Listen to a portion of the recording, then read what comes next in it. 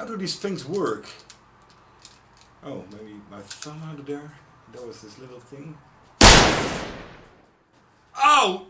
Jesus Christ! Oh, fuck, I broke my nose. Oh, that hurts. They should put warning signs on these things. Oh my god. Today, special effects makeup on the cheap for this little documentary I've been working on. Are you feeling lucky, punk? Motherfucker! Here at Subliminal Artist Productions, we tend to only create our prosthetics in silicone. Even in this big box are 2 4-liter cans for a 4-liter batch of silicone. And we love using this because you get the best results. But the current production we're working on wanted a very cheap solution for a mid shot, and they wanted this stuff, gelatin. And gelatin is really cheap. And you mix it up with 1 part gelatin, 1 part of this stuff, this is glycerin, and 1 part water. And we use this stuff, witch hazel, to blend the edges. It will actually melt gelatin. So we have a mold here with a thin edge, and we can use witch hazel to actually blend from the skin to gelatin.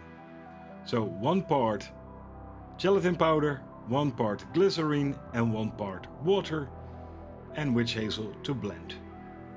And then you have your gelatin. Now we melt this in a microwave or using a heat gun, and we pour them in these little silicone molds that we have created. If you want to be a bit more cheap, just use plaster, that will just work fine for these molds. So these 2 are NATO bullet wounds. This is actually how small a real bullet wound is. We modeled it after it. This is a bigger one for a headshot, an even more massive one. Look at that gap. Could also be a nasty insect bite. And then we just melt this stuff with a heat gun. And we tinted it already to the color of the underarm of the actor. We can always make it darker, but we cannot make it lighter than this color. And you can always buy off-the-shelf gelatin.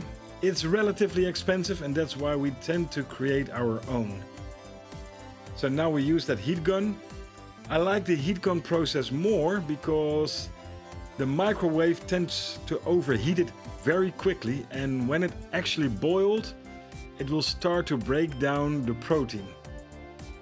So it's not as elastic anymore. Now we spray the molds with mold release because gelatin is really sticky. Even though nothing sticks to this silicone, it helps to release it. Now it's steaming hot, as you can see, but it hasn't boiled, and that is important.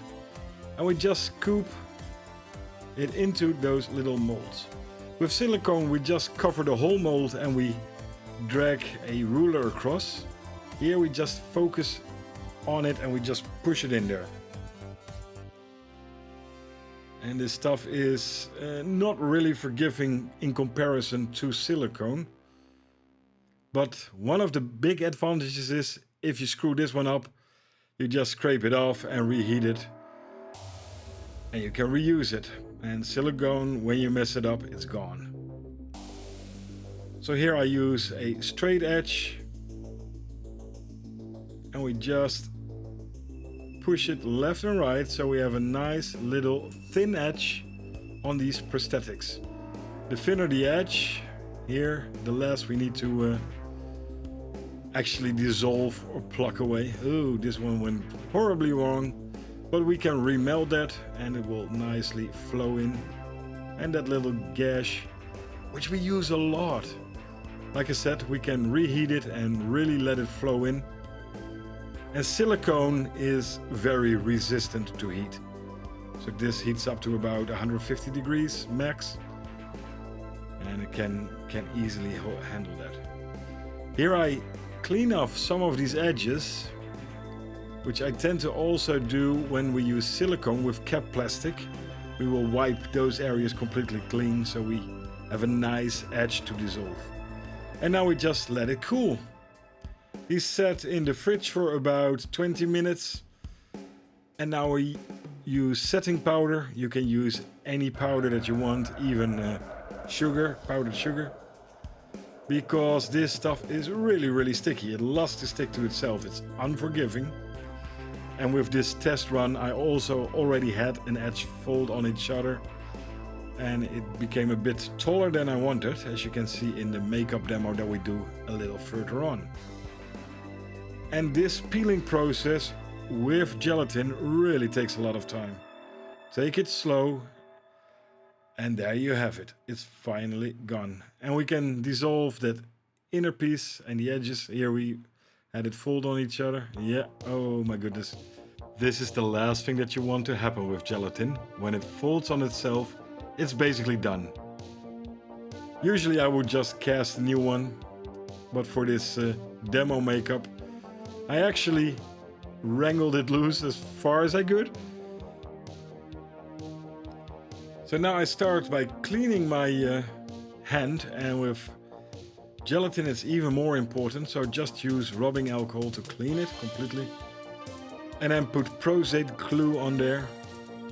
I find prostate working better than spirit gum. And no, that's not the ejaculation juice of a ghost.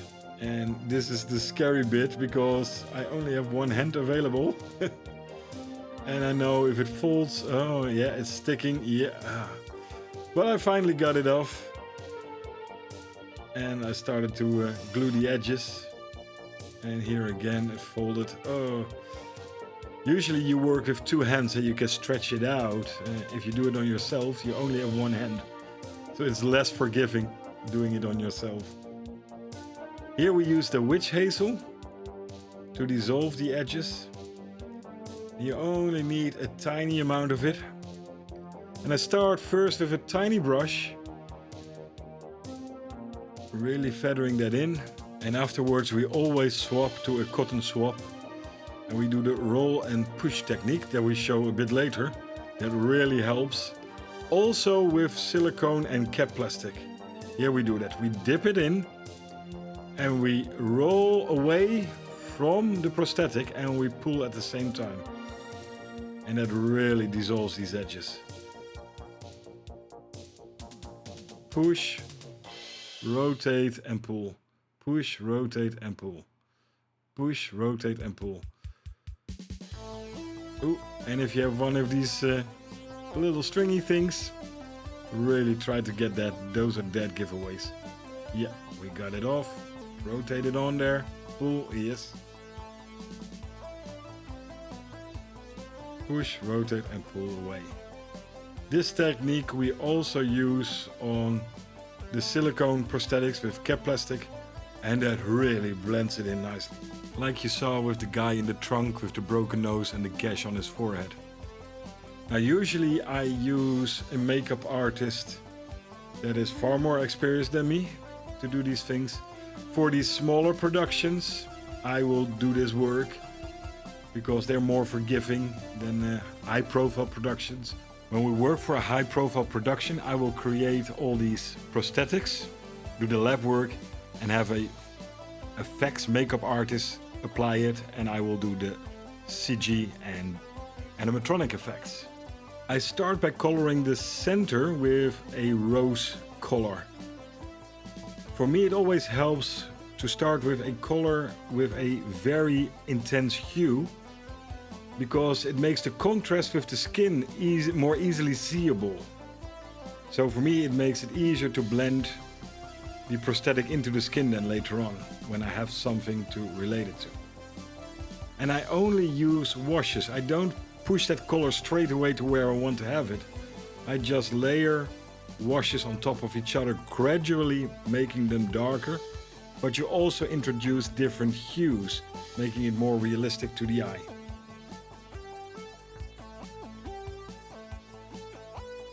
So now I mix up a light skin color, a wash again, and put that on the prosthetic, but also your skin, because that is the way that you blend it. You never match the color exactly to the skin. So you will have to match the color around it. And the easy thing of a bullet wound is that it creates a bruise. So you don't really have to have a very nice fade all over the skin, but you can just leave a little bruise, as I'm doing here. And that makes it, for a beginner makeup, very, very, very forgiving and easy.